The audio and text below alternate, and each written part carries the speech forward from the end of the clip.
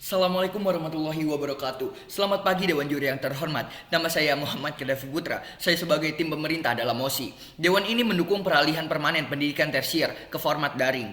Dalam MOSI kali ini saya mendapatkan 3 poin utama, yaitu peralihan permanen, pendidikan tersier, serta format daring. Peralihan permanen adalah perubahan kebijakan yang bersifat keberlanjutan dan tetap. Tentunya dalam konteks MOSI kali ini adalah pendidikan tersier berbasis daring sebagai standar umum. Kemudian pendidikan tersier adalah jenjang pendidikan setelah menengah, yaitu diploma, sarjana, dan pasca sarjana.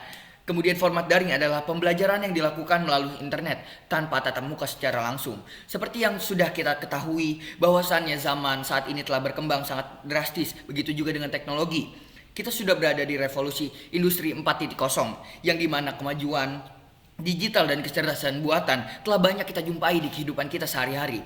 Hal ini yang membuat perkembangan ini sangat cepat. Salah satunya adalah wabah virus COVID-19, di mana saat pandemi siswa-siswi khususnya di Indonesia itu melakukan pembelajaran melalui daring atau dalam jaringan. Begitu juga dengan universitas-universitas yang ada di Indonesia. Dan dapat kita lihat secara langsung Dewan Juri yang terhormat, pendidikan daring sangat membawa manfaat dan dampak positif bagi seluruh orang di Indonesia dan bagi banyak orang juga. Tentu saya mendukung MOSI kali ini, mendukung sepenuhnya, karena masuk kepada argumen saya yang pertama, yaitu akses pendidikan yang lebih luas dan inklusif.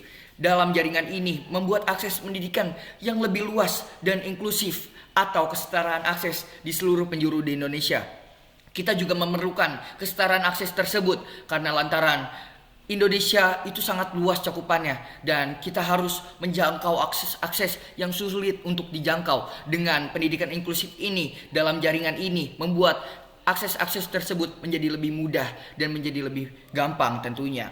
Dan akses pendidikan yang luas ini sangat kita perlukan di Indonesia. Kemudian yang kedua, fleksibilitas waktu dan tempat. Dewan Juri yang terhormat, dalam jaringan ini membuat kita akan fleksibilitas waktu dan tempat juga, lantaran kita tidak perlu lagi belajar untuk datang ke sekolah, akan tetapi kita juga bisa belajar di mana saja dan kapan saja sesuai waktu kita, sesuai time management waktu kita atau manajemen waktu kita. Kemudian yang ketiga, akses ke sumber belajar global. Dewan Juri yang terhormat, kita perlu tahu bahwa dalam jaringan ini tidak menutup kemungkinan untuk kita bisa mengakses seluruh informasi-informasi yang ada di dunia digital, termasuk ke seluruh penjuru di dunia. Dan dalam hal ini kita juga bisa melihat berbagai macam informasi-informasi, berita-berita, penelitian-penelitian baru, bahkan yang belum kita ketahui dan belum ada sebelumnya. Kita juga bisa tahu dalam pendidikan digital ini. Kemudian yang keempat, pengembangan literasi digital. Pengembangan literasi digital sangat kita perlukan di Indonesia, lantaran literasi digital di Indonesia itu sangat kurang dan sangat minim sekali.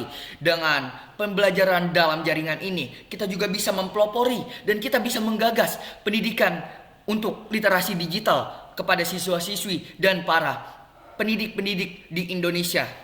Khususnya nomor 5, efisiensi biaya. Kemudian pada argumen saya yang kedua, yaitu fleksibel waktu dan tempat, itu akan membuka bahwa kita juga bisa efisiensi biaya transportasi kita ke sekolah dan lain sebagainya. Dan itu akan kita bisa melakukan yang lebih penting terlebih dahulu kepada kebutuhan-kebutuhan kita. Dan yang keenam, mendorong kemandirian dan berpikir kritis. Dewan Juri yang terhormat, Indonesia sendiri sangat memerlukan anak-anak bangsa, generasi-generasi muda yang berpikir kritis secara luas. Dan kita juga harus melakukan kemandirian, lantaran dalam jaringan ini membuat siswa-siswi lebih mandiri lagi untuk mengakses pendidikan-pendidikan dan jangkauan-jangkauan pembelajaran yang ada di dunia digital. Karena dunia digital itu sangat luas cakupannya. Dengan kemandirian ini kita juga bisa, dan berpikir kritis ini kita juga bisa melampaui negara-negara maju lainnya. Sanggahan yang pasti akan diberikan oleh oposisi, yaitu kualitas pembelajaran yang akan menurun dalam jaringan ini. Tetapi Dewan Juri yang terhormat, penurunan kualitas pembelajaran bukan karena format daring ini, tetapi karena transisi yang mendadak begitu saja terjadi begitu cepat. Dengan ini saya melakukan dan saya ingin bersolusi, yaitu dengan perencanaan dan pelatihan yang lebih terencana, tentunya akan bisa meningkatkan kualitas pendidikan dalam jaringan ini. dan kita ambil tolak ukur ke banyak universitas-universitas di Indonesia ataupun di dunia seperti Harvard, seperti MIT telah sukses menjalankan program daring dengan berkualitas sangat tinggi Dewan Juri. Maka saya sebagai tim pemerintah akan mendukung sepenuhnya MOSI, peralihan permanen pendidikan tersier ke format daring, bukannya malah sebaliknya, bukannya malah tidak mendukung kemajuan dan perkembangan zaman yang sudah sangat modern pada saat ini. Karena ada beberapa faktor yang akan mendukung pembelajaran melalui daring ini seperti teknologi, yaitu simulasi virtual dan lab virtual. Dewan Juri yang terhormat, perlu kita sadari dan kita ketahui bahwa pembelajaran ini tidak menutup kemungkinan untuk kita bisa menjadi peneliti-peneliti muda, peneliti-peneliti baru yang menggagas ilmu-ilmu baru.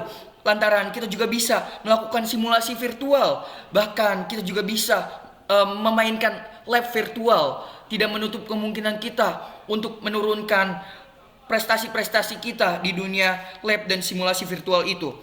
Justru momen ini bisa mendorong pemerintah dan kampus untuk mempercepat pemerataan infrastruktur digital. Ini juga kita sangat perlukan di Indonesia.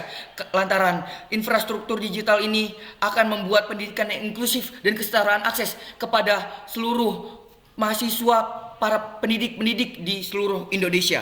Dewan Juri yang terhormat, peralihan permanen ini bukan berarti menutup opsi tatap muka, tetapi menjadikan daring sebagai standar utama yang bisa kita akses, yang bisa semua orang akses. Ini adalah langkah maju menuju pendidikan Indonesia yang lebih adaptif dan relevan dengan abad ke-21 ini. Dengan abad yang telah berkembang dan secara modern kali ini Dewan Juri yang terhormat. Karena kita juga sangat memerlukan perkembangan-perkembangan ilmu pengetahuan baru dalam dunia digital sendiri di abad ke-21 ini. Agar kita tidak menjadi bangsa yang tertinggal dengan negara-negara maju lainnya Dewan Juri yang terhormat. Karena saya yakin Indonesia akan bisa bersaing di kancah internasional dan kancah global. Saya bangga menjadi tim pemerintah. Sekian, terima kasih.